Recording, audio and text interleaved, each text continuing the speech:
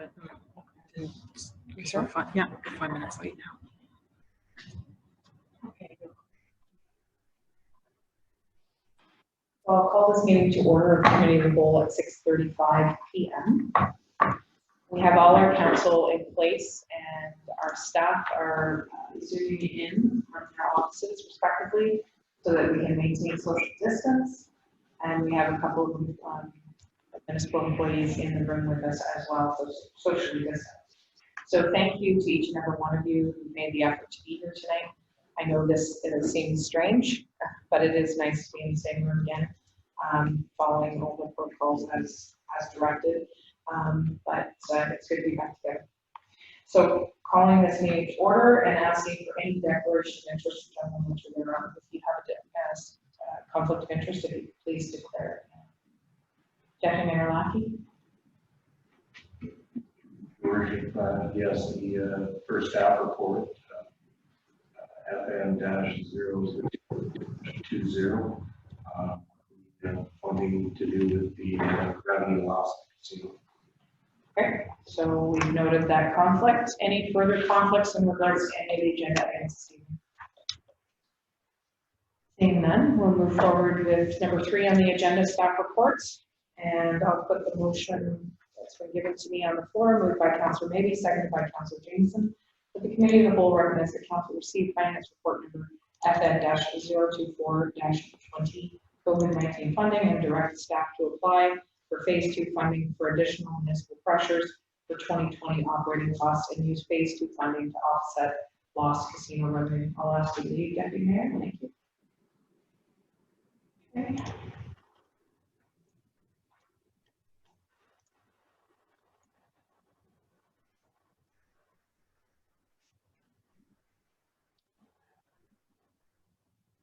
Okay, so we'll move forward with this staff report and we'll ask that Director Tyndall speak to the report.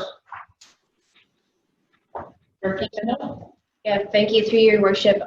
So this report just outlines how we intend to use the funding that we're going to be receiving from phase 1 and asking council to provide a recommendation for phase 2 funding application, which we require to apply for that phase.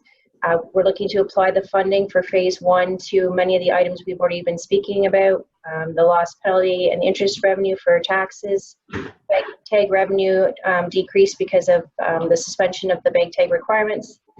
And so for some of the COVID-19 expenses we've had to incur, as well as the lost casino funding that we're going to be recognizing this year as the casino closed. So if there's any questions, I'm happy to answer those.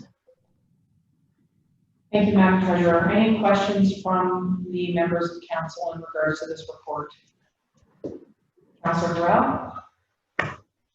And thank you through your worship.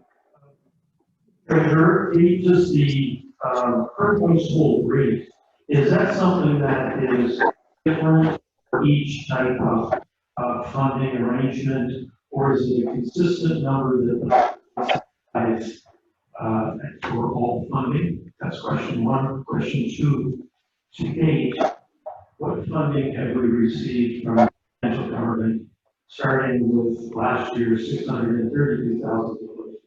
The next one was $361,300, I believe. Have we received more from them that I can't remember? Thank you very much. Madam Treasurer. Through your worship, I'm sorry, I couldn't understand the first question. If I caught any of it, I think it was something about how we get the funding and it's based on a per household. Is that, I'm sorry, I didn't understand the first part. So that would be the same for all the municipalities if that was the question. I'll let Mr. Burrell clarify his question. Yes, it was approximates the question. I was curious whether the dollar value per household is consistent across the province and B, consistent for each project phase, or does it change? Thank you. Madam Treasurer, do you have any? I think you answered his question basically, but I think the secondary part was in regards to whether the formula changes after now. Okay, through you, Your Worship, I'd have to go back and do a bit more research. I'm not sure how phase 2 is determined. I'm not sure if it's another allocation on a household basis or if they're doing a different formula, and I can look into that and see if I can find that. And then for the second question, we received $632,832 in modernization funding, and we've allocated about $17,000 to some computer replacement and cyber security costs. That was in last year's budget. That was through council approval. And then we have budgeted an additional $140,000 for asset management software. Some additional money, probably about $45,000 for, or actually probably less, towards some asset management salary costs. And then we've got $50,000 allocated for a broadband design study. That was all approved through the 2020 budget. And that, assuming that all gets allocated as budgeted, which I don't do those entries until we know the actual costs. If that all gets allocated, we'll still have about $360,000 remaining in the modernization funding.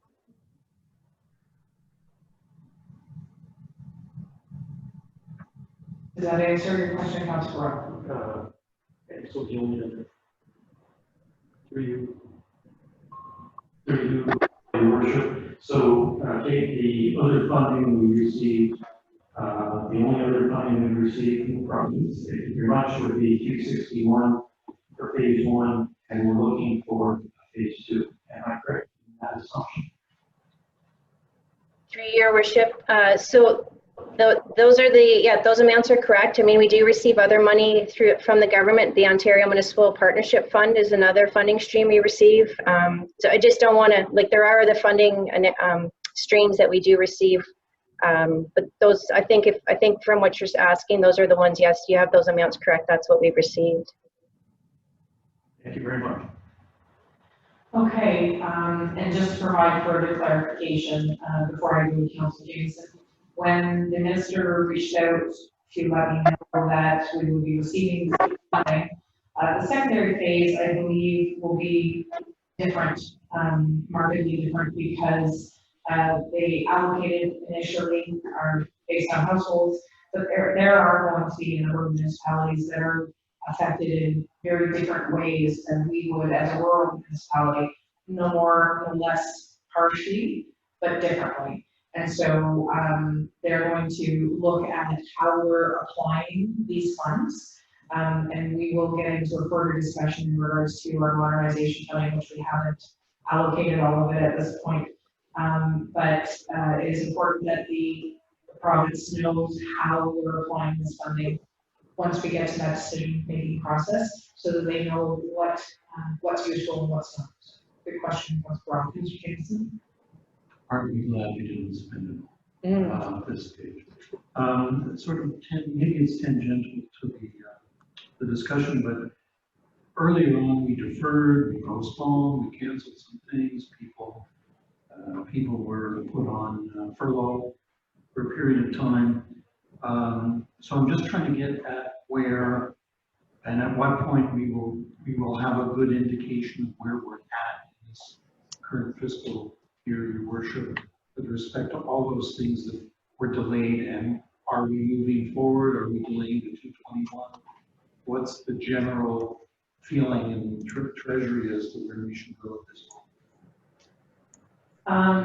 I don't want to get too far down on a budget variance just at this point, because Deputy Mayor Lackey is here to have that wholesome discussion.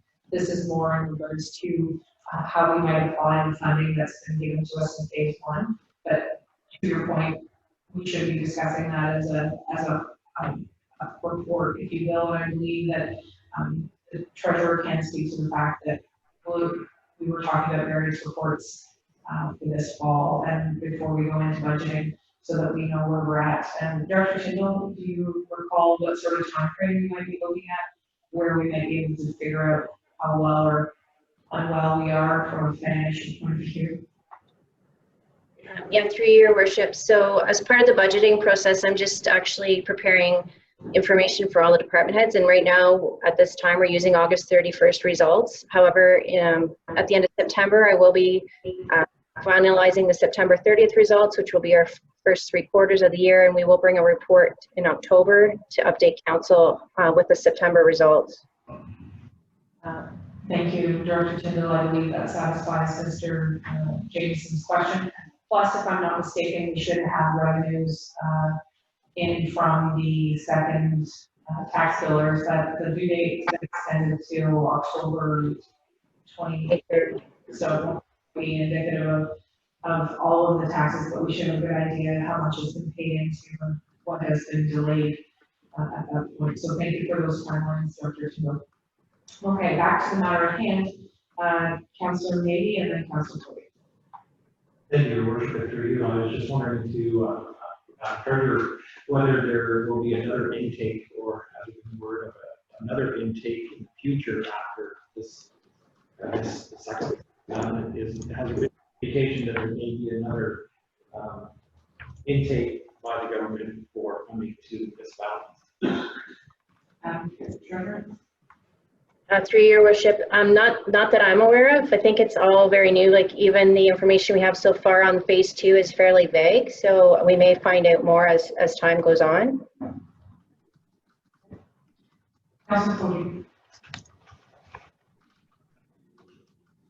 For questions you were Director of Finance. The lost penalty and interest, is this reference particularly to property taxes that were years prior to the COVID shutdown?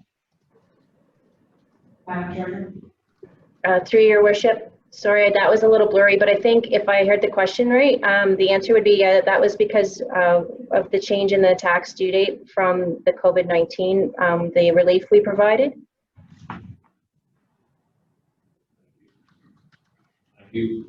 Follow-up question with regards to the casino revenue drop. Their year-end date is what, the end of September? Their calendar, their fiscal calendar? I want to say it's the spring. I'm trying to remember the reports because Q4, I believe, is March. Now I'm second guessing myself. Kate, do you recall? I think it's March 31st as well, I think. So I think we got our last transfer payment, which was up until the end of March, which was 300 and some thousand, was it not, Kate? Yeah, so we have one quarterly payment that is recognized in this calendar year that actually would have been related to their last quarter, their last fiscal year, I believe. Sorry, I'm blanking out at the top of my mind here, but we do have some revenue recognized this year, but not obviously what we had budgeted. So the budget would have been 1.5 million, and so far we've only recognized, I think it's 320 some thousand, which was the check we received for the first quarter payment. Yes, and we actually received a quarterly payment from last year that got posted to this year, which in accounting records really shouldn't have happened, but that's the way it's been being posted for several years. So that's why we have about 600,000 in revenue, even though we actually only received January to March revenue this year. There's a quarterly payment from last year that rolled into this year. Thank you for the clarification. My follow-up is so that with regards to casino money, their new fiscal year, we have received nothing. And quite frankly, we will not this calendar year.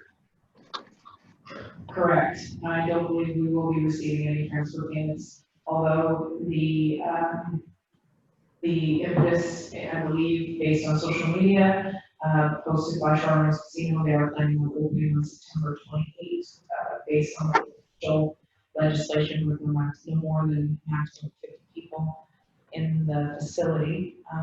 So it's good to see them opening again. I'm sure that they are glad to be able to do business again.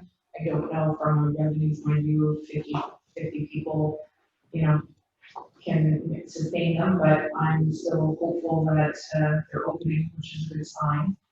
And hopefully as things continue, if we continue to socially distance and we continue to flatten the curve and keep things fairly flat, and we realize that some of our numbers are trending upwards again, which is somewhat disappointing, but not unforeseen. I believe that it was predicted. Hopefully we can keep it at bay as best we can. Go ahead, Councilor Foote. Just one last follow-up question. On our March tax dues, what percentage were actually paid? Were we on target with most years, or was there a serious reduction in the amount of tax revenue we received? Director Tyndall, did you want to speak to that? Sorry, through your worship, I couldn't catch all the question. The question from Councilor Foote was, were our tax revenues in the spring from our spring billing cycle, where were we as far as collection is concerned? Were we on par for what we usually are? Were we behind? Were we ahead? Through your worships, so I'm actually just going to do some of that analysis this week, and I'll have an update for council. Thank you, Director Tyndall. I think preliminarily, when the Deputy Treasurer, when we had our first initial discussion, there was a number of things that had been posted from the initial report that was brought to us during COVID, but that it ended up there was some good numbers that came through, and some of it was delayed also from the states and that sort of thing, the U.S. property owners, most postal service, that sort of thing. So, but we'll rely on the report that you're to. Thank you. Councilor Oakey. Thank you, Your Worship. My question is really related to one that Councilor Foote asked. And I'd be curious to know how many people were making partial payments for not being able to pay the whole thing at once, at least to making some kind of deposit on it. Would this be another step? Thank you. So if you could make that part of the report, Kate, if there's a way that we can quantify that if we are giving assistance in the way of partial payments and a pay system, you know, just breaking it up for people. I think that's the data that you're looking for. Did you hear that, Kate? I just want to make sure. Okay, thank you. Yes, I would. Thank you. Okay. So any further discussion in regards to the report at hand, in regards to phase 2 funding for additional municipal pressures? Seeing none, I'll call the question. All those in favor of the motion at hand, please signify. All those opposed? And carried. Thank you. We'll ask the Deputy Mayor to come forward, come back into the room.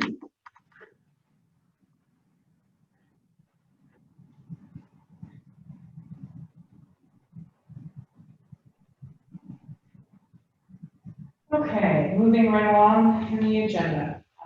The next motion on the floor is moved by Councilor Foote, seconded by Councilor Beebe. The committee of the whole recommends that council approve the bylaw attached as Exhibit A to this report to close and convey portions of requested road parcels to Parks Canada for the purpose of consolidating their land rulings. Further, that the committee of the whole recommends that land be conveyed to Parks Canada for $1 subject to the following.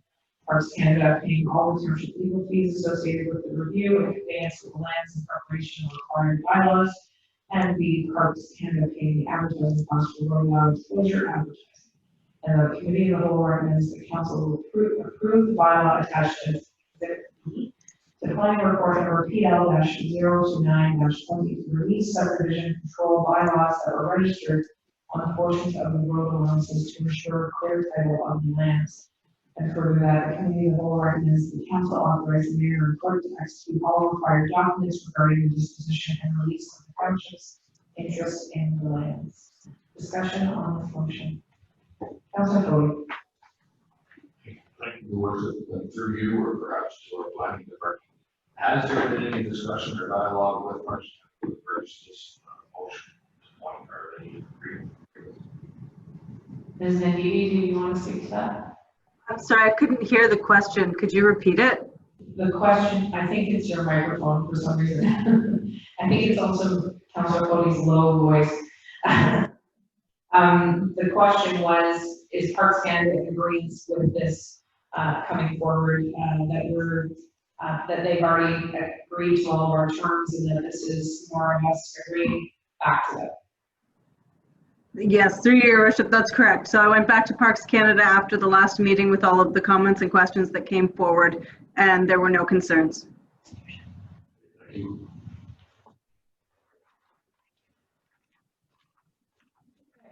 further questions in regards to the motion at hand? Any further discussion? Seeing none, I will call the question. All those in favor of the motion at hand, please signify. All those opposed, and the motion carries.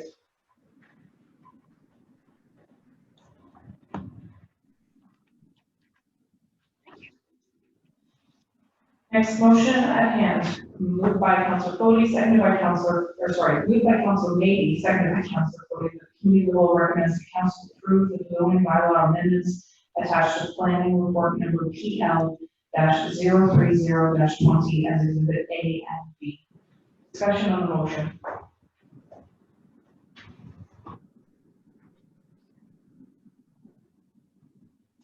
Councillor Maybe. Thank you, Your Worship, through you. One of the questions I had was the recreational vehicle, if in 2 years and the building lot is active, yes, it shouldn't take 2 years to possibly build something. Will there be an extension possibly? Number one question.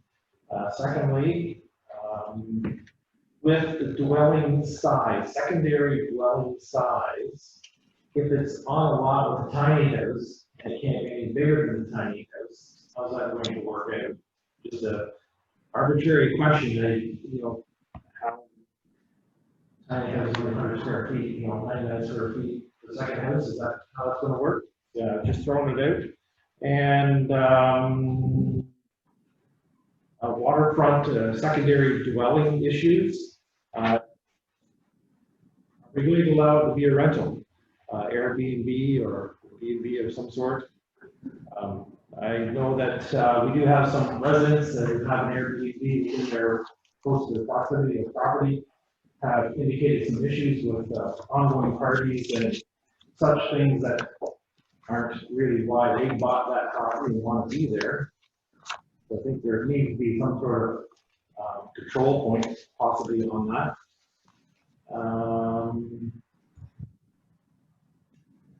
Yes, that's it for the moment. Thank you.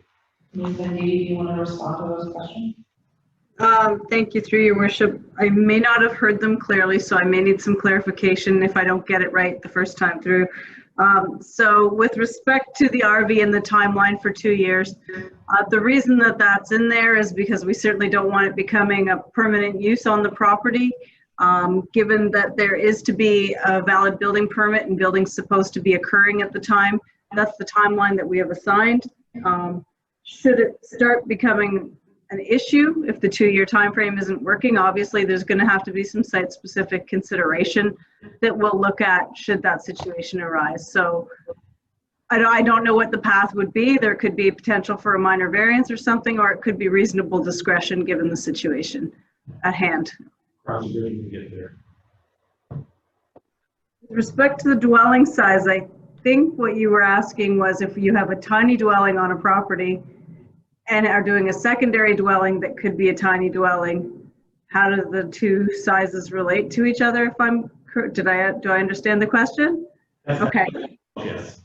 So a tiny dwelling could vary in interpretation depending on who's putting up a tiny dwelling. A tiny dwelling could be 500 square feet. A tiny dwelling could be 2,000 square feet, depending on the eye of the beholder based on the definitions. So what the draft zoning says is that the maximum floor area of the second residential unit shall be equal to or less than. So if the principal dwelling unit on a property is a 600 square foot tiny dwelling, the secondary dwelling unit can only be 600 square feet. That's the way it would be applied. Okay, follow up on that, if I don't mind. So if a person has built a tiny home, tiny house on the property, and is going to build a second property or second home, but it's going to be larger and maybe turn into their primary residence, are we going to be able to do a variance? I don't think, sorry, through your worship, I don't even know that a variance would be necessary. If the principal dwelling is changing and the assignment of principal versus secondary dwelling is changing, I think there's room for discretion in terms of how that provision is applied. Okay, thank you. Good question. Any further discussion or questions in regards to this report? Councillor Roth. Thank you, and through you, Your Worship. in reading this through in depth, two concerns came up. One from CRCA and the other from Ministry of Environment Arts. And I just want us to be aware that we have written into this, and I don't necessarily disagree, but it's worth taking around, that second residential units will not be allowed on shoreline residential areas. And I appreciate it. There were two reasons given. One was the pressure on private septic and water. And the second was the potential for increased use of Airbnb style properties. And that is a very interesting proposition for us. And it was brought up that most in this report says shoreline properties or waterfront properties are most likely to be influenced by this. And I agree 100%. I just want us to be aware of that because people that they actually read this are going to kind of scratch their heads. So we need to be kind of forthright about that. And I don't know what this council may or may not want to do in terms of informing the public of that. I consider that a pretty big step. Thank you. Thank you, Councilor Burrow. Any further points to be made or discussion? Go ahead, Councilor Jameson. I had raised a similar question with our planning director with respect to that separation of. Is your microphone on? Is your microphone full? Sorry. I raised that with the planner with respect to one group of residents versus another group of residents and trying to find that middle ground and the balance and making sure it's fair. I'd like the planner to answer that question instead of me trying to repeat what she said to me in terms of the potential impact and possible remedy if somebody took exception to this. I think that's where you're going on this. So could you just enlighten us a little bit on that through your worship to our planner, please? Planner, did you hear the question? Sure. Yeah, certainly through your worship. With respect to where second residential units are permitted in the township, the Planning Act or the provincial policy statement requires municipalities to identify where second residential units are permitted, which is what this amendment does. There's no appeal mechanism under the Planning Act once a council makes a decision as to where they're permitted. So it's not that we're opening ourselves up for an appeal with respect to this. I would point out, though, that if a resident in a zone that doesn't permit a second residential unit wants to put one on their property, it doesn't mean they can't ever have one. It means they would need to come in for a zoning bylaw amendment so we can properly review the merits of the property, the ability of the property to be serviced, and go through a public process. So, and subject to council approval. So it's not saying no forever and ever. It's saying right now, based on the information that we have, these are the zones where we think it's appropriate to allow them as of right. Councilor Meany. Thank you, Your Worship, through you to planner. What about a sleeping cabin on island and or on the shoreline? Because I know many of the properties around our borough here in the islands do have sleeping cabins. So is that a permissible type of structure? Madam Planner. Through your worship, it would depend on the zone that the property is in. A sleeping cabin is a permitted use in some zones, and that's not going to be impacted at all through this amendment. A sleeping cabin's not to have a kitchen or be an independent living unit. So it's treated separate and distinct from the amendment that's in front of council tonight. Any further discussion or questions? Deputy Mayor. Thank you, Your Worship, and through you to the planner. What about sheds?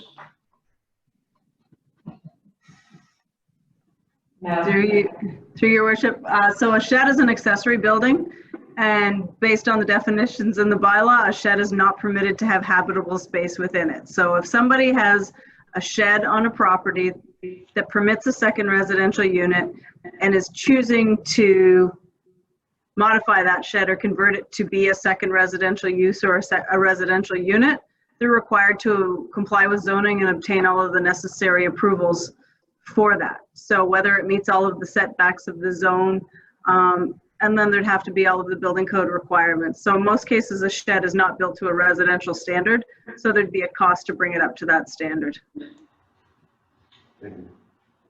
Any further questions or concerns in regards to the bylaw?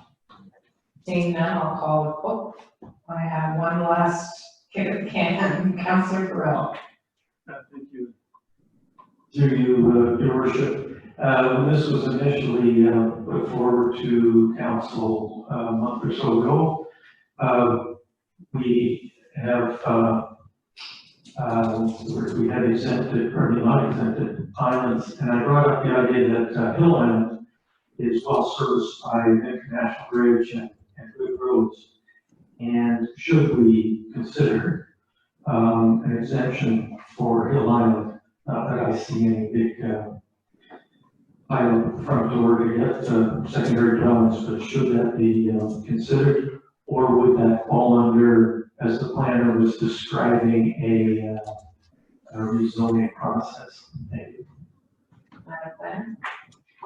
Thank you, through your worship. It depends on the zoning of the property on Hill Island. So on Hill Island, there's a number of properties that are zoned shoreline residential where it would not be permitted.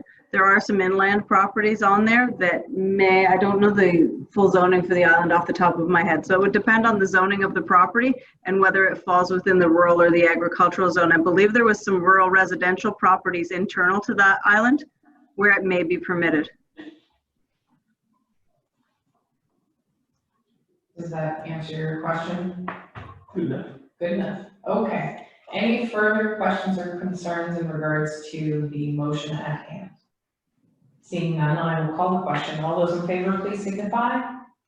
All those opposed, and the motion carries.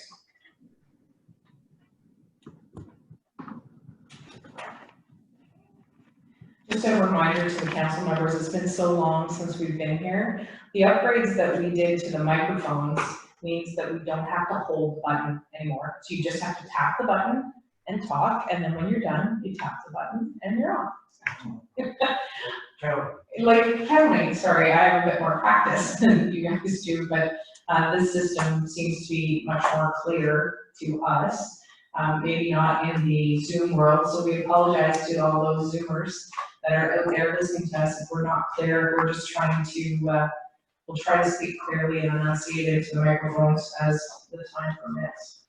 So next on the agenda, moved by Councillor Maybe, seconded by Councillor Jacobson, that the committee of the whole recommends that council approve the zoning bylaw amendment attached to planning report number PL-031-20 as exhibit F to rezone a portion of the subject property from rural RU and shoreline residential RS to the shoreline residential special exception 53 RS-53 zone. That was a mouthful. Discussion on this motion. We just had the planning meeting in regards to this, so any further discussion? Seeing that, I'll call the question. All those in favor, please signify. All those opposed, and motion carries. Next motion, moved by Councillor Maybe, seconded by Councillor Jameson, that the committee of the whole recommends that council direct staff to provide notice pursuant to the memorandum of understanding MOU with the town of Rockaway as it relates to the visitor center. Discussion on this motion. Councillor Maybe, then Deputy Mayor Lackey. Thank you, Your Worship, through you. In my other role, I end up being at the visitor center quite often, and I do see the people that are coming in and maybe not as much this year as in the past years, but certainly the township is being represented through that visitor center.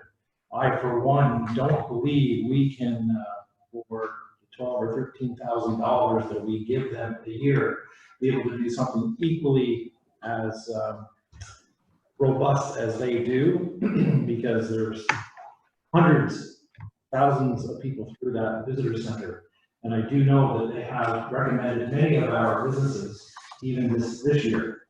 I had the opportunity to actually discussing or talking to the visitors center manager in regards to another topic that or another item that I'm doing for them, which I'll mention later on. But certainly with Gananoque, and the one that came to mind was the Gananoque boat line is not allowing anybody to go down there unless they're at their premise. So when visitors come there looking for the boat line, she's sending them to Rockport. She's calling them and they're saying, yes, we have room. That's where she's sending them. So there's a value to us wholeheartedly. And I have been in the visitor center watching them handle the customers that are walking through the door. And as I said, as of this year, it's a little different, but certainly hundreds of people that are going through there, we're getting our value. And I believe we are in good hands with keeping our foothold in Gananoque, as well as I, for one, have said together we can do more than separated. And I believe that cooperative money can get us a lot more value than trying to do something on our own. Thank you. Thank you, Councillor Levy. Councillor Deputy Mayor, I apologize. I already had you on talk. Thank you, Your Worship. Through you, it looks like we're only increasing by $1,000. I believe so. Director Goodman, did you want to speak to this? Just to be clear about what the costs are as far as increasing year over year. Certainly, thank you, Your Worship, and through you. The cost to enter into this agreement with the town of Gananoque has climbed steadily year after year. Unfortunately, I don't have the figures in front of me, but I would be happy to bring them up and further. I believe a few years ago, we had a bit of a significant jump. 2019, we budgeted $10,000. 2020 included a line for, I believe, $12,000 is what we paid this year, and we do project that it will go up in future. I do agree it's relatively good value for the money, but this is kind of a procedural thing as much as it is anything to have it in front of you for council this evening. As per the terms of the MOU, if you look under section 3 and section 4, that we have to provide notice to the town of Gananoque by October 15th of the calendar year, or it's assumed that we will be participating in the MOU again next year. So what we want to do is simply, as a point of procedure, provide notice, kind of reaffirm and reassess what services that we're getting for our dollar, and if needed, kind of have an opportunity to look and potentially through an RFP process ensure that we're providing the best service that we can to visitors to the area in partnership with whichever organization or agency that might be. Deputy Mayor. Thank you, and through you, Your Worship. Does that include the joint visitors guide? Pardon me. Thank you, Your Worship, and through you. No, the community recreation guide is a separate initiative, if that's the one, Deputy Mayor Lackey, that you're alluding to. That's actually, we've done a bit of a shift in how we do that one now, and I think that's actually zero cost to our joint residents. I believe that the visitor's guide the Deputy Mayor is referring to is the one the Chamber of Commerce puts out. Yeah, okay, my apologies. It's a bit hard to hear. Your question though is, do we fund that separately from this? Yeah, it's different from this particular product money. Yes. It's money well spent. Okay, I have questions from the rest of the council. So I have Councillor Fody, Councillor Jameson, and then Councillor Groff. Thank you, Your Worship. Through you, more of a comment. I'll agree with my colleague, Councillor Levy. For $12,000, you could rarely hire 1 or 2 summer students for that kind of money. But more important, I think this outlet here, the tourist is already on site. A lot of money we spend in the tourist industry, or the tourism industries themselves spend, it's a hope and a prayer that somebody actually reads it, acknowledges it, and responds to it. But in this site here, the tourist is on site. We can't get them much closer to that and then sway their vote or their choices. And, I'm sure the numbers are off this year, but what numbers are not? But I think as a local camaraderie with our fellow neighbors to the west of us here in the town of Gananoque. It's my policy. Thank you, Councillor Fody. Councillor Jameson and Councillor Grant. Thank you, Your Worship. I think it's incumbent upon us to periodically review just about everything we sign agreements for. And I know my own experience going into the tourist center there in Michigan has been very positive. So there's nothing to do with, I think, the value that's there, but I think it's really important that we review contracts.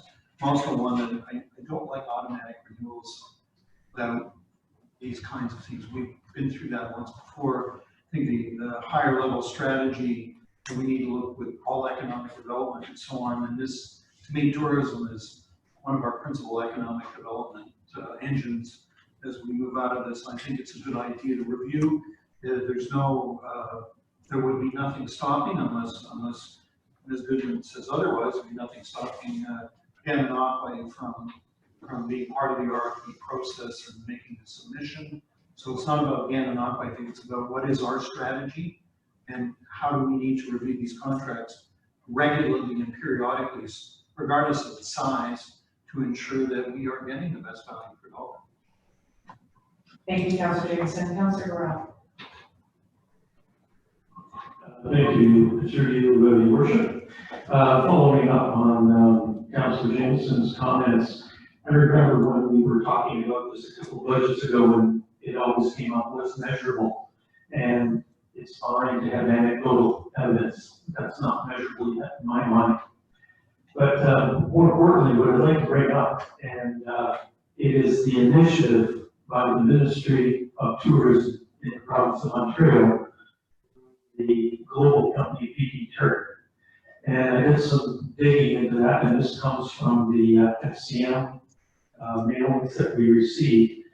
PT Turk, or the Ministry of Tourism, it was seen as spending a few bazillion dollars through a global company that is a partnership between a British company and a Victoria PC company, and PT Turk. And I have seen things on my personal Facebook pages, blogs, and so on that are clearly driven by this initiative. And they have all the nice things of the township, all the nice things that are offered everywhere. They're very, very professional. So my comment would be, this is small potatoes compared to what those folks are doing. And do we, as a township, should we be talking to, by the way, this is coming through RTO 9. So should we as a township be addressing RTO 9 to see what they're doing in this massive program? And it is big. So why don't we take advantage of that rather than paying this money into the tourist office? Why don't we get a handle and ask for clarification on what RTO 9 is doing through this group? It's much bigger than I think we would appreciate. And again, I repeat, I have seen things on Facebook, let alone what publications are they sponsoring? What are they doing? Why do we want to right now throw around? Let them do it. Thank you. Councillor Brown, thank you. Any further comments or questions in regards to the report that's been presented by Director Goodman? Councillor Meady. Thank you, Your Worship. Through you. Again, going back to Councillor Grell, is essentially the difference with this group is that the tourists are already in the town, in the visitor center, asking where to go. Whereas the group that is media, basically just media, they're trying to drive them to the area. So maybe there's a combination of efforts also, but the visitor center has in front of them, they're sending them to our businesses, which is helping our economics. So that's the only thing that I can see is the biggest advantage to this type of money, which it's not that much as our councilor Deputy Mayor had mentioned. So I think it's still money well spent. Thank you. Any other comments or queries? Councillor Jameson. Yes, Your Worship, we are talking about doing a review. We're not talking about walking away. We, this is where we need to take a look at what's apples and what's oranges. So we're not making a decision tonight, as I understand it, to help anybody. We're making a decision as to where we go from here. And I certainly would like to see, again, not my office as part of that process, but maybe it takes on a different form, whatever. But at the end of the day, staff has to bring a recommendation to us about where to go from here. And I'd rather throw it to them and say, let's keep in mind what we've all said as you're moving down the road with the RFP process. Thank you, Your Worship. Thank you, Councillor Jameson. Just to add to that, based on Councillor Burrell's point, which I think is a good point, we're looking at this one piece of our contribution to economic development in this particular sector. Maybe Ms. Goodman could provide additional information in regards to how we are supporting RTO 9, because I know that there is correlation between the Chamber of Commerce and TIAP, Thousand Islands Accommodation Partners, and how they spend money and where they get money from the RTO 9 to market this particular area, and the visitor's guide that the Deputy Mayor has brought up. So maybe, if possible, I realize that it's only a week away, but if there was additional information that could be circulated just to provide some more context as to, this $12,000, if you will, that we're usually giving this visitor center, how does that complement other things that we are committing to as a whole for tourism in the region, or supporting other groups who support tourism in the region, maybe just not this one silo, if you will. Would that be too much to ask, Ms. Goodman? No, thank you, Your Mayor. I would be happy to bring more information to the council meeting next week that will kind of maybe flesh out what mechanisms we use currently for tourism, and that we will be reviewing as a package as we look ahead to 2021 budget. Excellent. Thank you so much, Director. Any further questions or comments in regards to the report that's come forward? Seeing none, I'll call the question. All those in favor, please signify. All those opposed? Okay, we have one nay. And the motion is carried.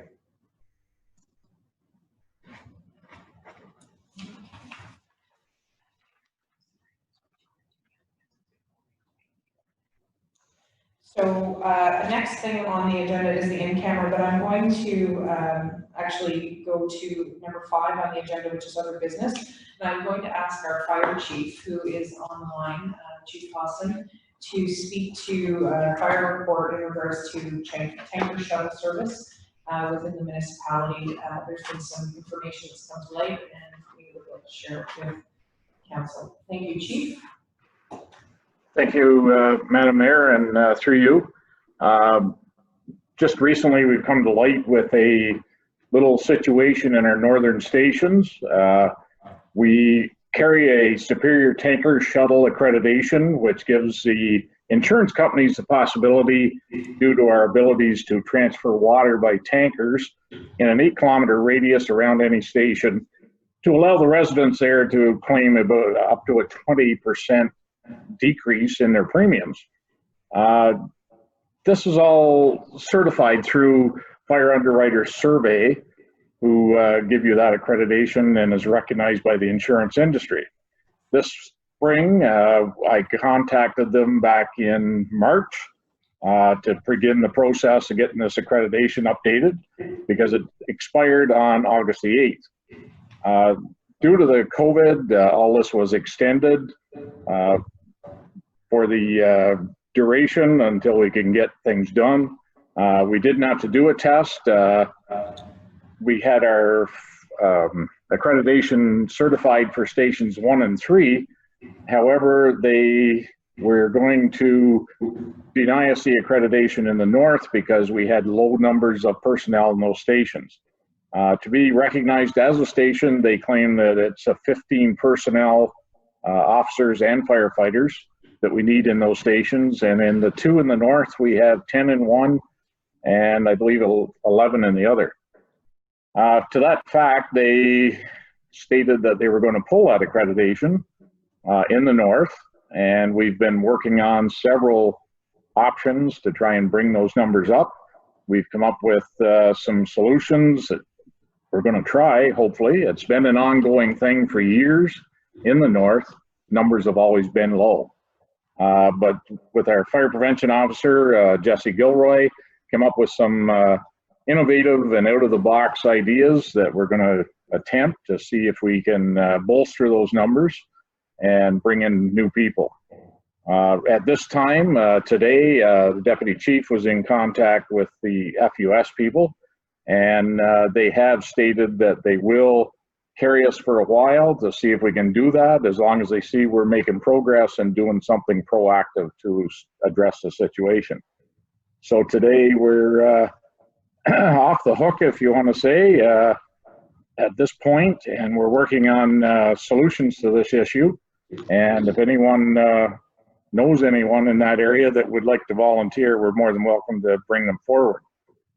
So we've got a little leeway on our plate right now that we can work with the insurance industries and the FUS people and still carry our accreditation in the north. Hopefully we can rectify this in a near future, but it takes at least 6 months before we can bring a new recruit through the door and have them able to run that on the truck. So there will be a time frame there where we're hopefully working on it, but it's one of these things that it's been ongoing for years, as I said, and we're hoping we can rectify it this year if we can. Thank you, Chief. This question. I know this has been a discussion for a long time, so I appreciate candor. But what I'm obviously worried about there in north is if we do not meet the expectation, what is the worst case scenario, Your Worship? Chief, would you like to answer that, or do you want me to? I believe if we've looked at combining stations. Last week when I talked to the same gentleman, it must have been a bad day because nothing I put across to him that all the agreements we have around the neighboring townships seem to make any difference. Combining the two stations didn't work. He stated to me that it all came down to 15 people in the station. If we can bring those numbers up, not an issue. If we can't within the next year or so, it's possible that we could lose that accreditation in the north, which will result in insurance companies being able to increase their premiums again because of a risk factor that they see as existing in that area. Follow up, Councilor Jameson. So I understand in reference to insurance going up, the rates will go up, fine. I'm more concerned about whether we have a problem. And so what I'm hearing from the chief is that we've got basically a year to solve this problem. Is that what I'm hearing? That we have a date to try to get, or not to try to absolutely get this fixed? Chief, would that be a correct assumption? We have a year? With the incentives that we're going to put out there, going with looking at an older age group, we're finding that the older age group, I'm not saying older, but I guess I am in a way, they're the ones that are dedicated and take it on as a hobby or whatever. The 45, 50-year-old early retirees, they seem to be the ones that are dedicated. We can hopefully bring in some of those folks. That covers us as long as they're certified to that 101 standard.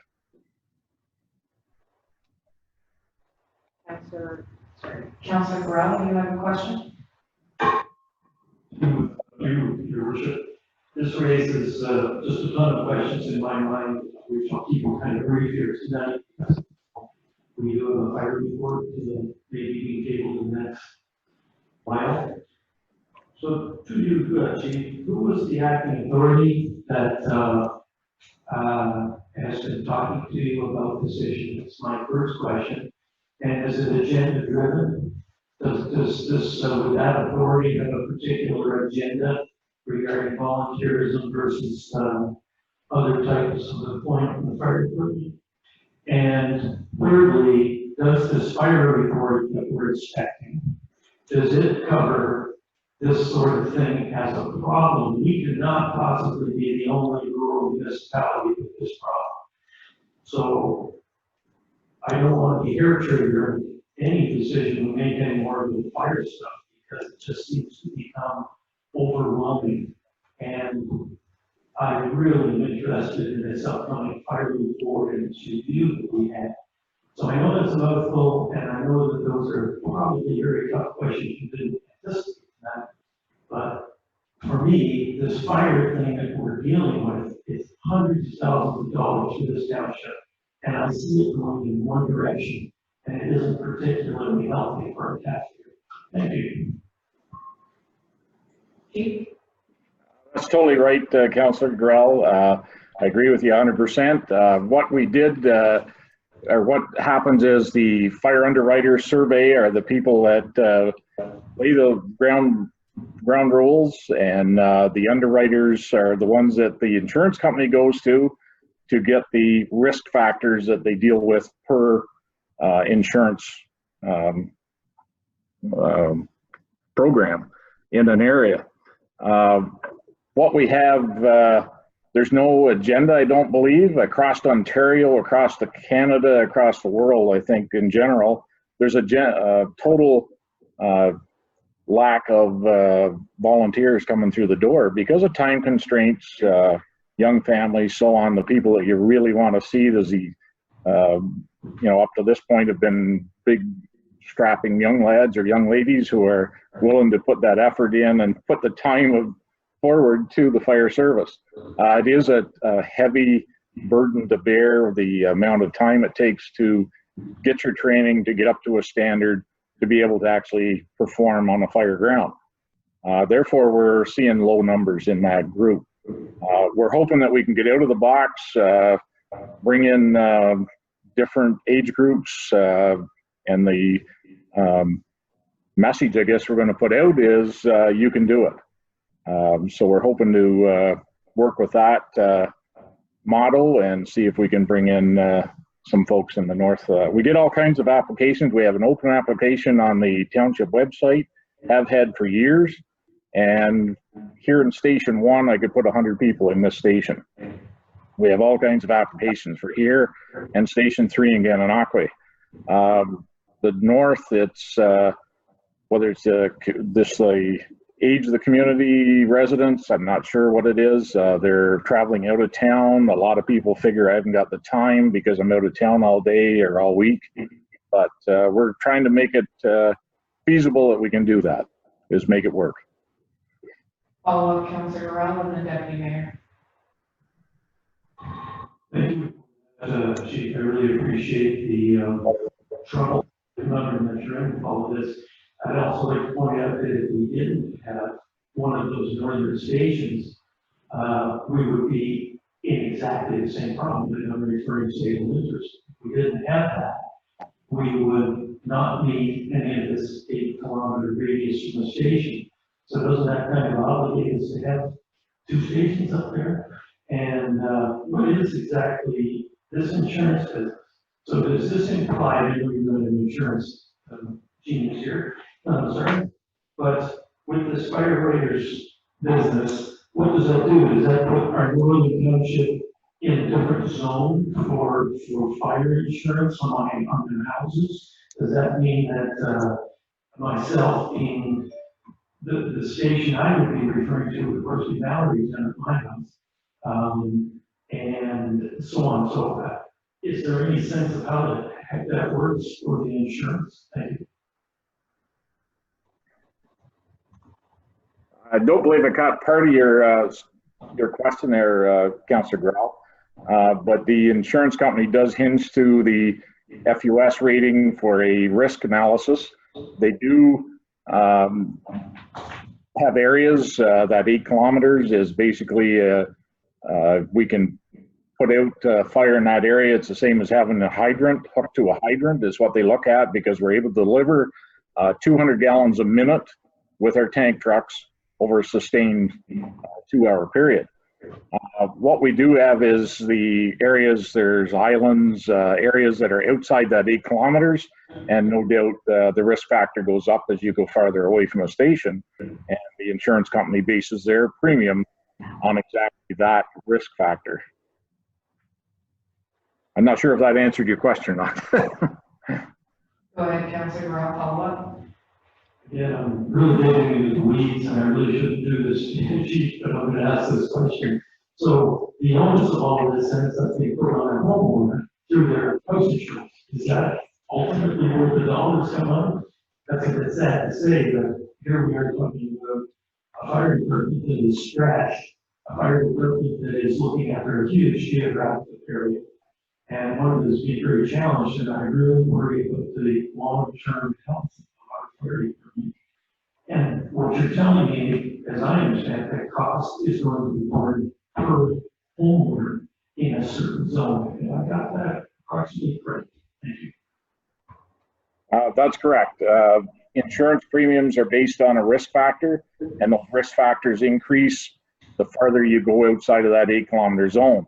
As in, for instance, a island property will pay exorbitant premiums for coverage because of their location, of course, and the response times to get to them. People that are outside the 8 kilometers, it just depends on how far outside you are. However, the township, we overlap some of our 8-kilometer zones, and we do have coverage from Athens, front of Young, Rideau Lakes. We can have Kingston Township, anybody on the mutual aid system come in and assist us as well. So it does alleviate some of those issues, but there are areas where properties are based on a risk factor and premiums are more than the person in that 8-kilometer zone. So maybe just to add to what the chief has said, to have the benefit of having a conversation with the chief and deputy and the CAO in regards to all of this, that this is not anything new. This has been a challenge, as Councilor Jameson had alluded to in his comments, that up in the north we've struggled to maintain and recruit. This has been on the radar of FQS for quite some time. It is not unique to our municipality. It is something that is ongoing, an ongoing challenge for all the rural municipalities, because as people tend to live in the rural areas, work elsewhere, rather than being based here, work here, you know, it used to be farmers and other people, local community members who worked here and lived here. So it was easier for them to go to a fire call when they called because they were always around. So it doesn't preclude us from getting more people and being more focused on that. And I know the chief and the deputy are very committed to moving that forward. But the good news is that we didn't lose our accreditation. We have another year because the option was we did lose it, or we could have lost it. They could have said, you don't meet the criteria right now. So it'll be up to us, along with the chief, to help promote that when we're talking to people and encouraging people to come out, regardless of age, regardless of skill set, so that they can be part of the community and help us and help their neighbors. So all good points to be brought up. Is there anything else, Chief? Oh, sorry, Deputy Mayor, I apologize. Thank you, Your Worship, and you mentioned it again. Time question was asked, is it a year? Yeah. That the other question is, once upon a time, we used to have pumps on fire pumps on different islands where they were accessible, and I know because of liability, we couldn't do that anymore. But where there's, you know, because it was mentioned that islanders pay more because of they don't have the coverage. But I'm thinking, okay, I had an island, it's surrounded by water. Hello. There's got to be something we can do there. Well, I'm sure that it's going to be part of our services, fire services review and the grand scheme of things, which is supposed to be coming forward, I believe, next month. Next month, that report will be brought. I know the draft has been tabled and they're still working on the final version. But your point is made that islands are surrounded by the water, and dry. I know the fire boats are equipped to pump directly from the river, I believe. But I don't know how that translates from a fire service point of view or an insurance point of view. I can dig into it a little bit more myself. Any further questions from the chief? Councilor Jameson? Just to say, I appreciate the chief's efforts trying to keep this contained and move us forward, but I think it's something we probably need to look at a pretty aggressive approach to recruitment. I think it's been fairly passive. We talked about more aggressive approaches to recruitment. That is in marketing, that is in incentives or whatever we need to do to think about it. And I hope that's going to be part of the fire services report, because I think it's now that we have to get to it and not talk about it, but just get to it. And with the COVID challenge and other things that we have dealt with in that first 2 years of council, I well understand why we're behind this, but now kind of somebody's drawn a line in the sand. We've got to get there ahead of them. So look forward to this fire service report. Thank Chief for his work. Just as another positive, with COVID-related work being based from home, this could be a plus. Maybe that some people might be working from home and have the ability to be available if they're able to work from home indefinitely. So, so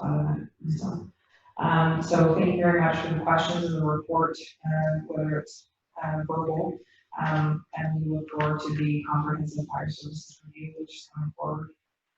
Okay, so the next motion that's on the floor is for in camera, and we'll take a quick break before we walk in the room. So we'll put the motion on the floor, moved by Councillor Oakey, seconded by Councillor Mayor Blackie, that committee will adjourn and form in camera, consider personnel matters about an identifiable individual, including municipal employees. Any discussion on the motion? Seeing none, we'll call the question. All those in favor, please signify. All those opposed, and that's carried. So we'll just have a quick recess before a bathroom break before we head into the meeting. Thank you.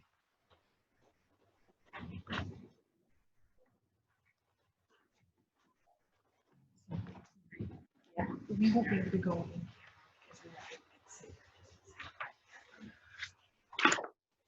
Okay, I'm gonna go. Yeah, we're staying in the chamber. Sorry, I meant figuratively. Sorry, Steve. Kate's not in on this one, is she? No. No.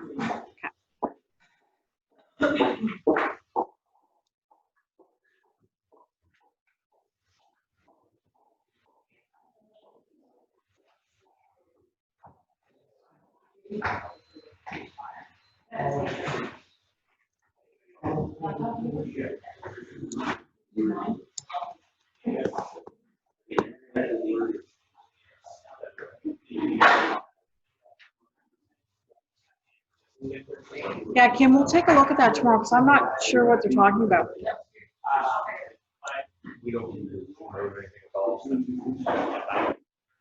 Well, yeah, we'll stay on because then I'll stop recording and then I'll start recording again. So then I'll upload the whole video. Yeah.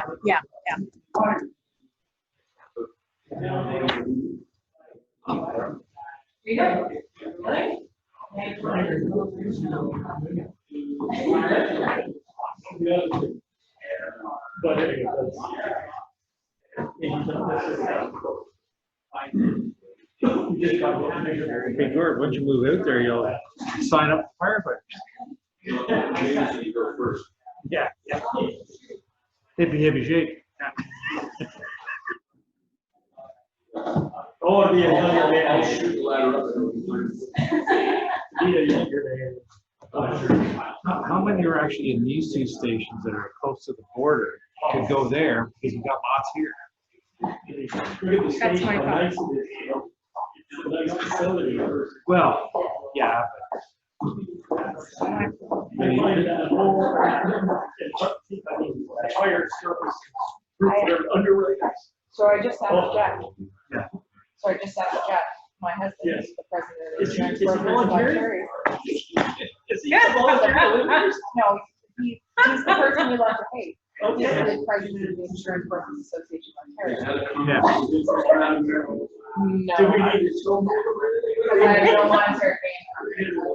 No, but my question was, who funds SQS? Yeah.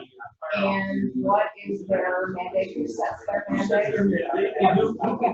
All very good questions. Because honestly, every time, every rural will tell you. Oh, we all are, but but the problem is this has been an 8 issue. kilometers to the extent. Well, you know what I mean? Well, cars move faster than. You know, the road's better, yeah. My road's better. Quite nice. Are you bragging? Yeah, I'm just bragging. First 100 feet to go on.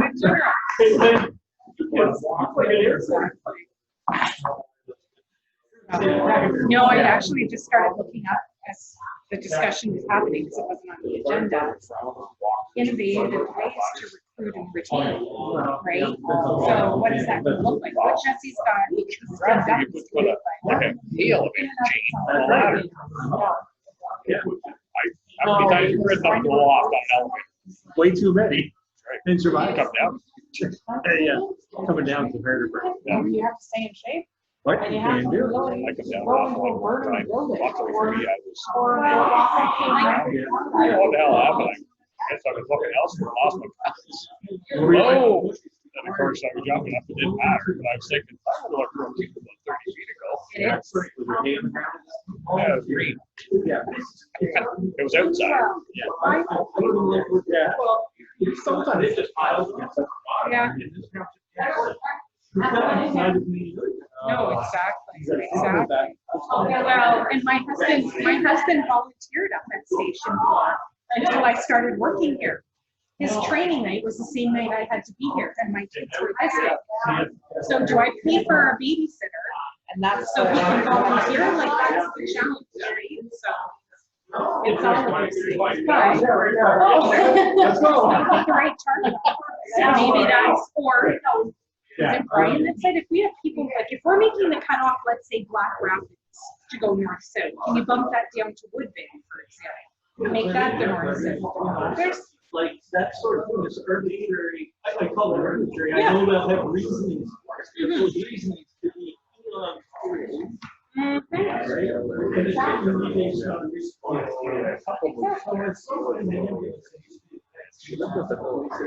don't look at the response time, just look at the outcome. Right? It's not that you get to my house in 8 or 20 minutes. It's What was the just outcome save when the you did? person. exactly. Because he was a, you know, American pipe, I think he had down, yeah, between water. He had a getting so they're. Exactly. It's how you look at the problem. Yeah, no, I get all of your emails too, so I was very, we have a DMO, right, destination marketing organization, and we have our RTO, we have visitor center. And so I'll try to put together a little synopsis. Oh, yeah. Right. Well, and the thing is, what I think, not paraphrasing, point in my mind, it made me think about, we need to do something that's in lockstep with them. Not contrary. No, but if they're doing whatever and our visitor center money is backing up what they're doing, well, then that might make sense. But if they're not in lockstep with our GR9, and that's maybe part of your information. And it would be curious, I would be curious of numbers, but, you know, maybe they go to all. Well, exactly. And then the other money that's going into the tourism sector through the Ontario Ministry of Culture, Tourism and Sport, right? There's been a lot of COVID recovery, started investment there as well. So I just wanted to make sure he didn't want me for anything. And then I'm gonna go. Steve, who do you need? Steve, who do you need here? Do you need anybody or are you good? and what we're doing for September. For coming back to. Okay. You're gonna be here for a bit. Yeah.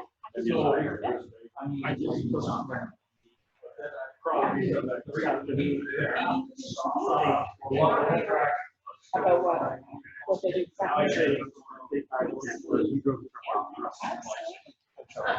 Please do. Yeah.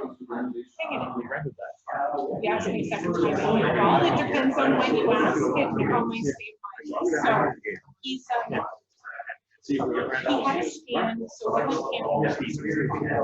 camping. And in that time, we were all skin. Didn't have a flex bank, so we had to go.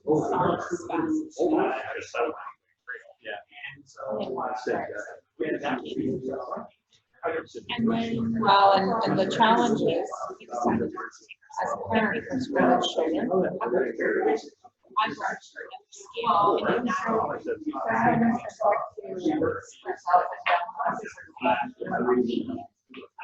but I'm taking a pause.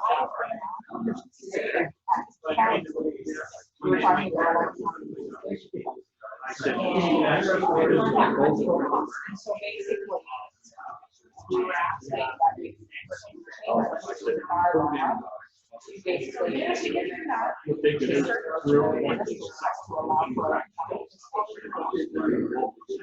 we allow people to have their COVID.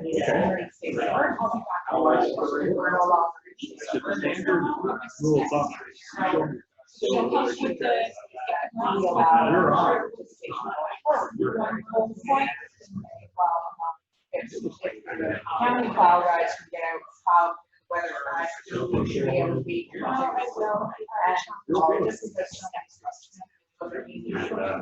So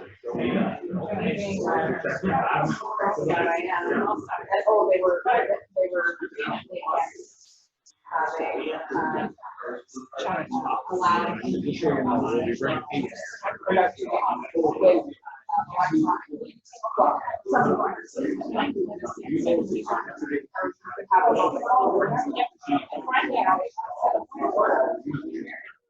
okay, well, this is I'm talking there with a laptop. I'm like, I can record all of it right now. I could be live. You would have no time. So I said, it's a moot point. What's your time? Are you? We all, they're trusting me because I'm here for one.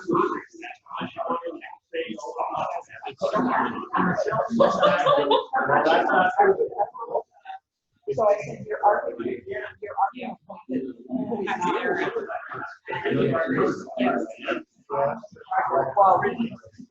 well, last year, not necessarily practicing. So sure, so you give me a more. In fact, fancy, potable here. I've got to keep checking more. I've got to remind me on it's just because it's starting and then you just I'm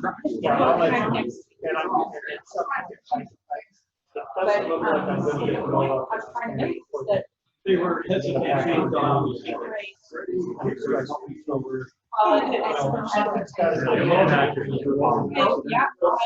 appreciate it. All right.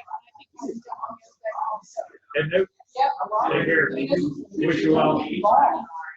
Here at municipal level, because they don't have flexibility too, because perhaps they can make 8 out of the 12 council meetings that are in.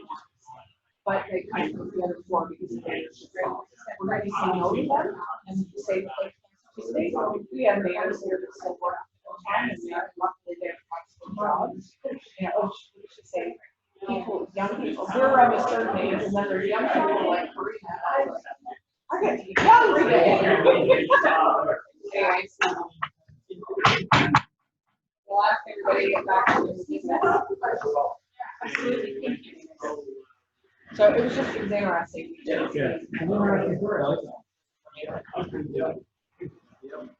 No, it's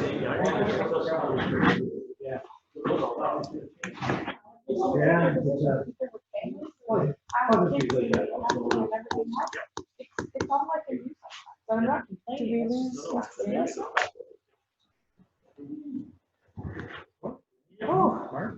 Is this where you become an orator? Yeah. Did we lose Mr. James? No, I think he's in the work.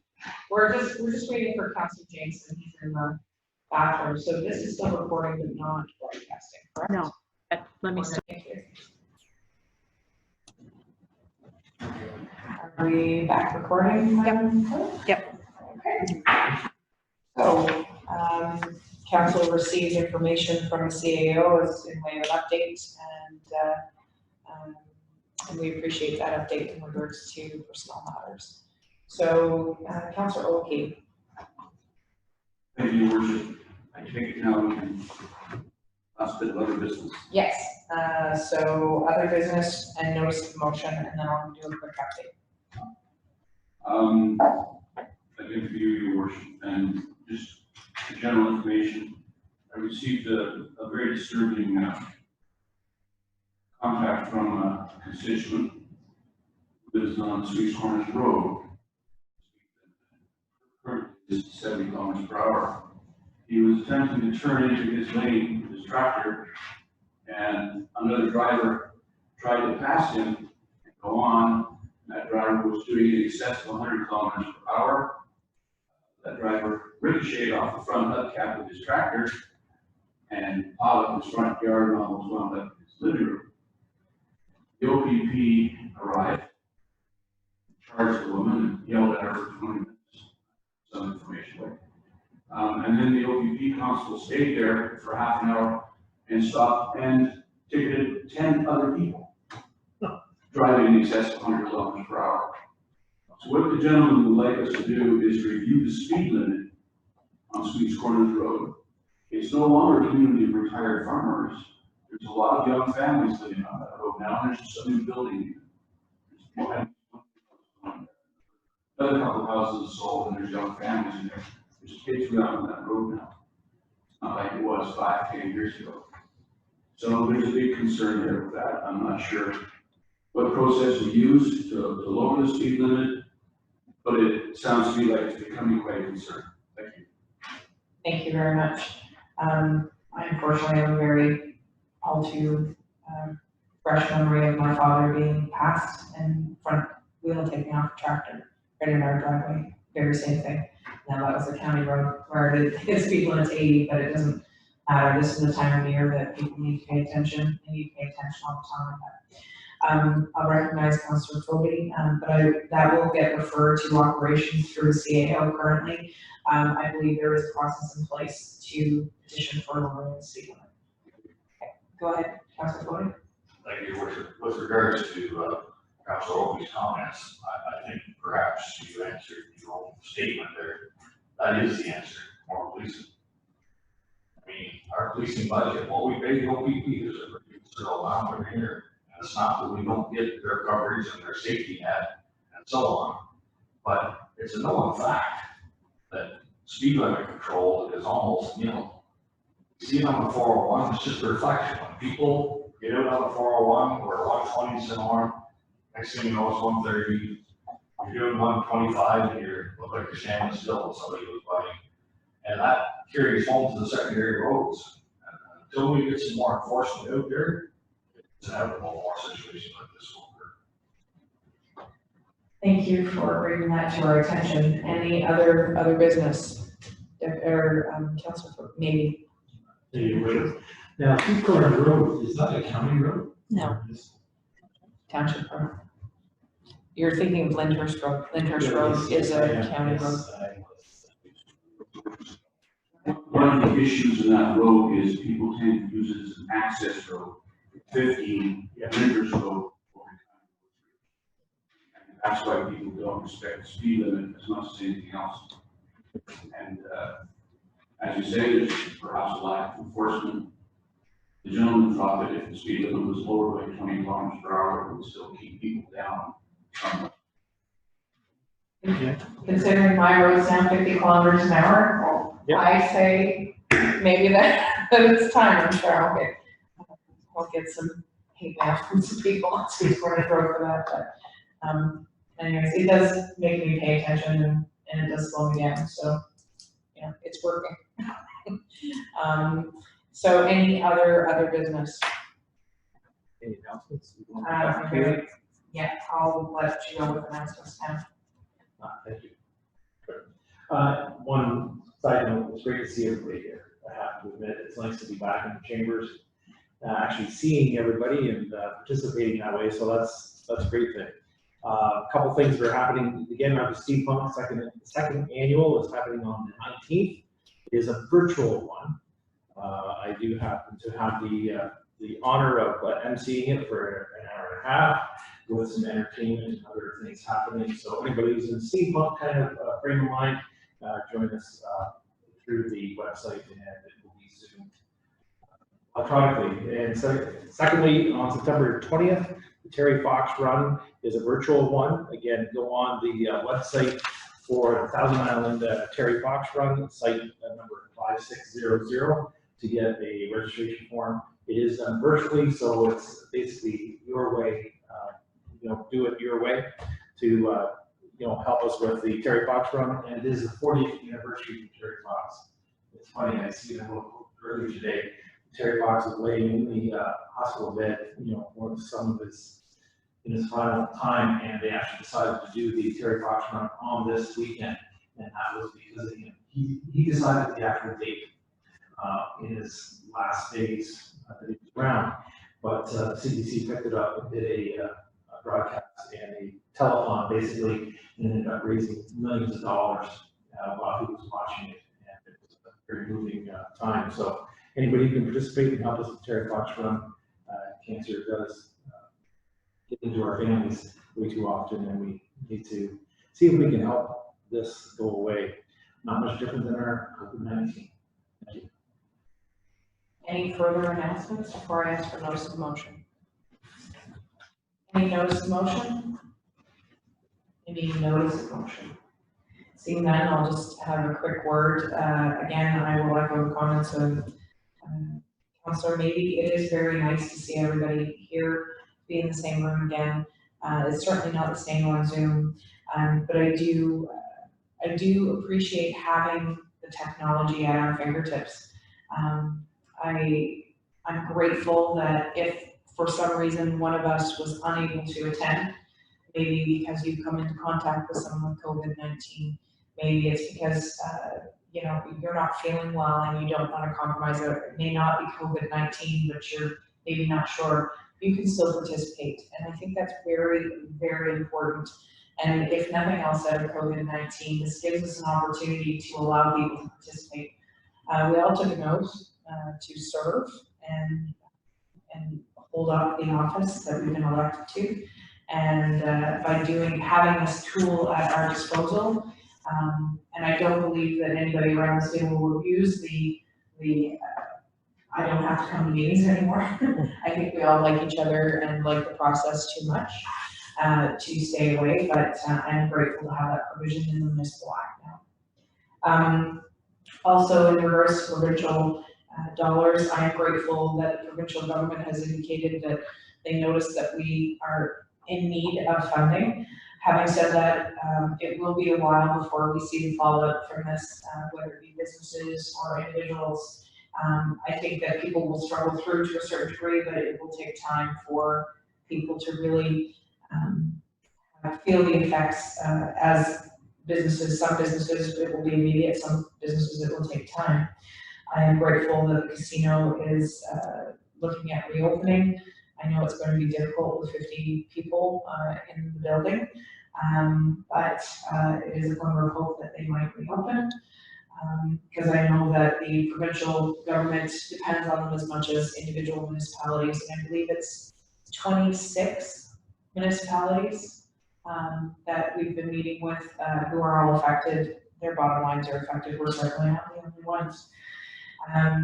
So the interesting thing today at county, we had county committee of the whole this morning. The budget variance report that came forward showed that they were in surplus positions in probably 80% of the departments, which was great, and that's not including the additional funding that they received for the phase 1 and phase 2 potential. as well as the additional funding that was given at the beginning for emergency childcare and housing and what have you. I believe there was $1 million that they got for that as well, and that was not included in surpluses that were being posted. So good news is that the county is healthy. Having said that, I let everybody know I'm saying this publicly. I did make a very pointed remark at county today in regards to County Road 3, the crossings, as well as County Road 34. County Road 3 is worse than County Road 4, but railway crossings in general within the United Counties are in abysmal shape. But County Road 3 is probably the most dangerous if you look at it from the number of trucks and trailers and boats and what have you that cross that, not to mention our fire trucks that go across. I made it known, I was very clear that we cannot continue to wait. We have an acting director of operations in county, and the answer we received in regards to why things were taking so long was unacceptable, in my opinion. And I made the point of saying that maybe it's going to take me laying down the tracks to get something done. And I realize that that's, you know, that's not something you should joke about, and it's not a joke. I am quite concerned about people's safety on that crossing, and it was promised, I was promised, so was Mayor Haley from Front of Young, that those railway tracks would be dealt with in the budget year of 2020. So the interesting piece is that I didn't get the comfort that that was actually going to happen today. So I'm not letting it go. Continuing to push that. I don't have an answer, which disappoints me to bring that forward, but I'm not giving up quite yet. So the other thing that did come up at county was that, and I'll bring this up, and it's important that I think that everybody around this table will understand the crack ceiling of all things. The crack ceiling contract, county decided to forego crack ceiling, so they canceled their contract with the person that, or the contract was awarded through a tender process. So they canceled that, and why that's important to us is that we had the opportunity to participate in that crack ceiling contract. We chose not to, so it's not going to affect us. But the county made the decision to not go forward with that crack ceiling contract. They did not communicate that, or sorry, they communicated that to the municipalities who participated in the contract after the fact. They made the decision themselves. Why that's important is because crack ceiling can be the difference between making or breaking a road over the long term. It can elongate the life. So it was expressed at the county level that it was disappointing that that decision was made without consultation, whether it be, that wasn't a $10,000 different, like, small item. This was something that it included a number of member municipalities. So it was made known that in future that should be coming to the table, or at the very least the member municipalities be involved in that decision-making process. So I'm hopeful that they heard that, and that going forward that those types of things will change in the future, and that the culture of us versus them and us will change, and I will hold out hope for that. And other than that, I'm trying to think what else we talked about at county today, but I'm very pleased that all of our staff is coming forward and coming back to the offices here on September 14th. We'll go back to regular hours. We will be monitoring staff safety as well as public safety here on an ongoing basis, and I know the staff are committed to keeping each other healthy and safe, as well as our taxpayers. So we thank each and every taxpayer who's come in and paid their taxes.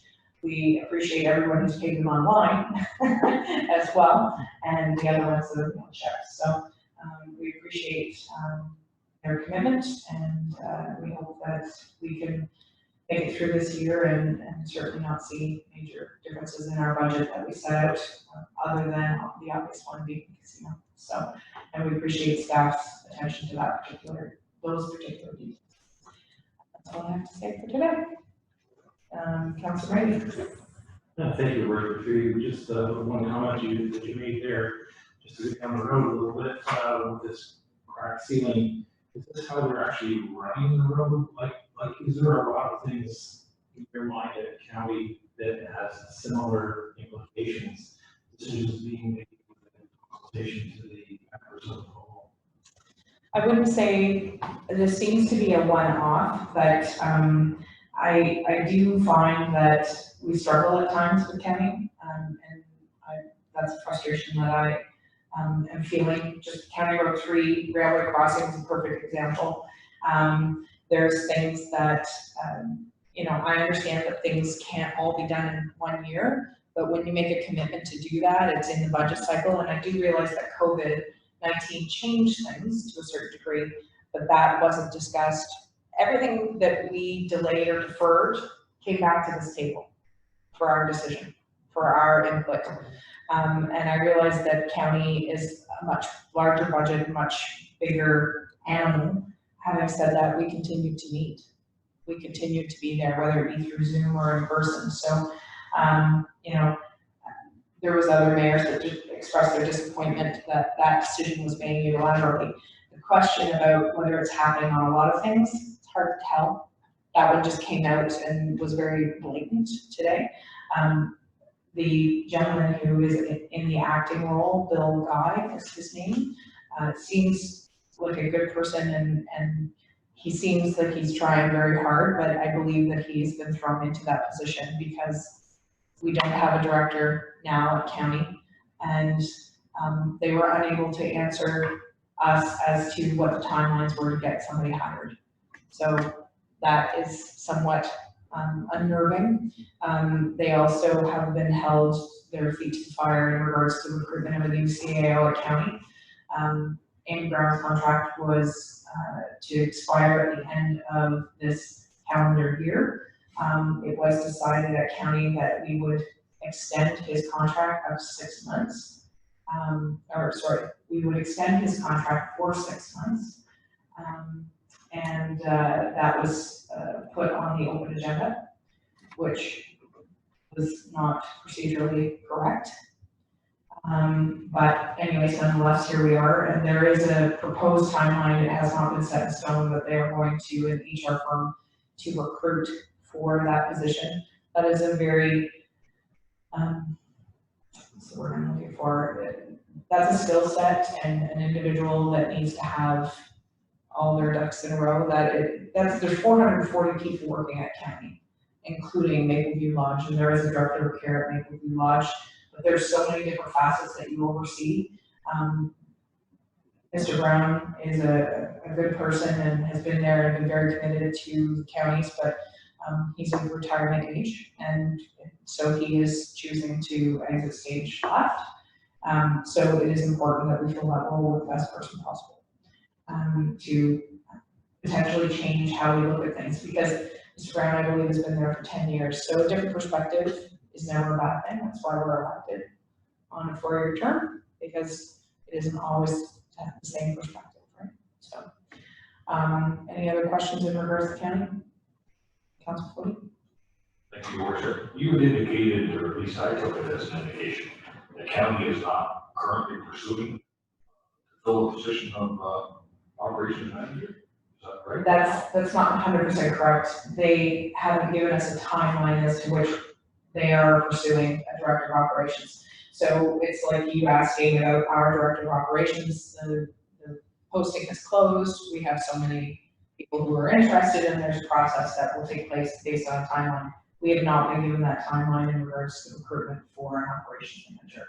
So, and I believe that there's some organizational review happening, but again, it's all done by consultants. And the difficulty with, and not belabor this point, the difficulty with county from my position is that my main concern is obviously here with our municipality and making sure that they hear us at that table. Challenge with the warden's position is that they not only have to be mindful of their own municipality, but then they've got to be mindful of that huge organization.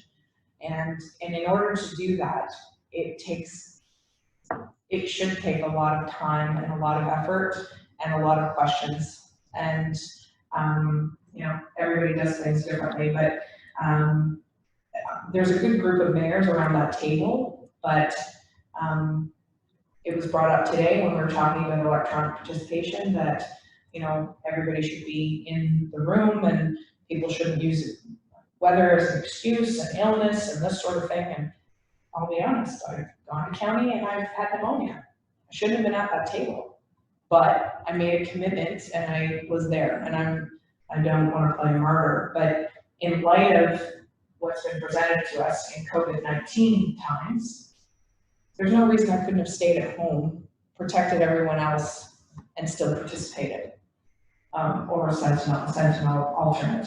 But there's a number of people at the county table that don't believe that that's a valid way of doing business. And it's very shocking to me, because part of that challenge is that the people who work don't have flexibility to leave their jobs, don't end up running for these positions because we're not flexible. And that's not necessarily right, I don't think, in my personal opinion.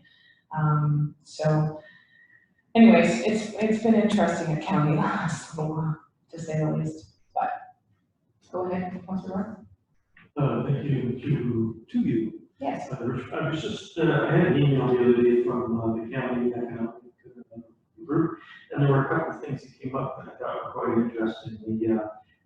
My question is, do you guys talk about this at council? The industry programs won the tourism business stamp and the pathways to production. Is that something you guys talk about, or is that the economic development group at the county? It's the economic development group at the county. We do get updates as those programs, how they're performing. But these are programs that are put in place by the economic development group that's funded through the county dollar. And if we ever have businesses, and that's where Kim and her group are a resource to point people into the right buckets of money, if you will, because you've got the small business enterprise center, you've got the corridor if it's large manufacturing, you've got you know, tourism. There's tons of different pockets and different expertise. So what you're seeing there is the same information that I received. And they do provide update and reports to us from time to time. On this particular agenda, there was not anything to do with economic development. So my question would be then, I guess, if in our township there was, because they do list some pretty large employers that you can get $10,000 per head in training costs.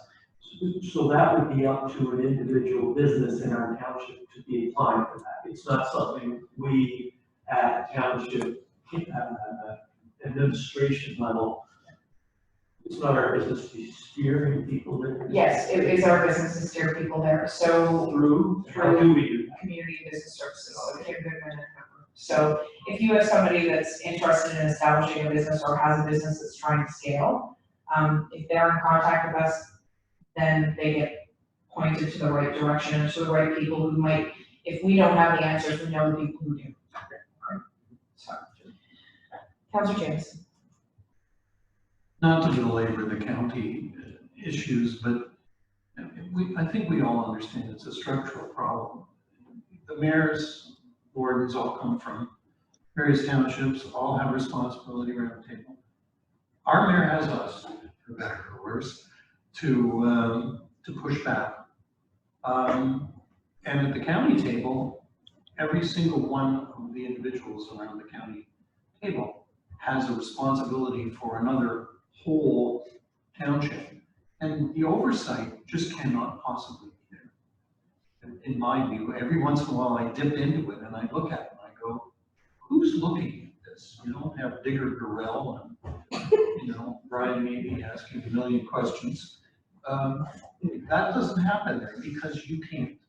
And I wonder if at some point we need to bring forward a notice of motion to ask the province to review how these things are structured. I know that's a thing, a 25-year dream to make it more accountable, but I just don't think it is. I'll challenge you a little bit on that. There are good questions that get asked at county, but at the same time, it depends on the energy level of the individual at the table, what they're dealing with. There's so many different factors, right? Because your focus isn't necessarily hyper-focused on what you're doing. And if you've got your own stuff that's going on in your own municipality, it's just who's yelling the loudest, if you will. And the frustration that I have sometimes at that table is I have a very different perspective, and I'll credit Mayor Jones from Westport, who said, we are of an age, and she was referring to her council colleagues, and then she looked at me and she said, other than Karina, who's the young one here, and I thought, wow, 45 is young, okay, I'm good. You know, and it was when we were talking about procedure bylaw and the electronic participation, you know, and how we preclude people because of obligations to feed families, to house families, to run families, and families need not just children, but elderly and what have you. And people have obligations to their family that make this job difficult sometimes. And I'm very lucky to have supportive family behind me that, you know, they made dinner on their own tonight, they'll be fine, nobody's starving. Jack got to hockey practice, it's fine, you know? So, but being committed to municipal government or any level of government requires sacrifice. And this tool of having Zoom, as painful as it is for staff, and I do appreciate that staff have worked hard to get to this point, because as you well know, when we were starting out, we were squealing at each other and it was a nightmare, but we got here and here we are. It's not perfect, but you know, God forbid you have to get another hip replacement. You can do it from your hospital bed, you're fine. And those are the things that are important, is that, you know, if someone is stuck somewhere, and with COVID-19, if my children get quarantined because of school, guess what? I've got to quarantine with them. Doesn't mean I can't do my job, but it means that I have to do it virtually. So anyways, I'll get off that soapbox now. And it's almost 9 o'clock, so anybody have any other questions or queries? Seeing none, I will put the motion on the floor, moved by Councillor Opie, seconded by Deputy Mayor Lackey, that committee of the whole adjournment. All those in favor? All those opposed? Carried. Thank you, everyone, and it was great to see you. Have a good night.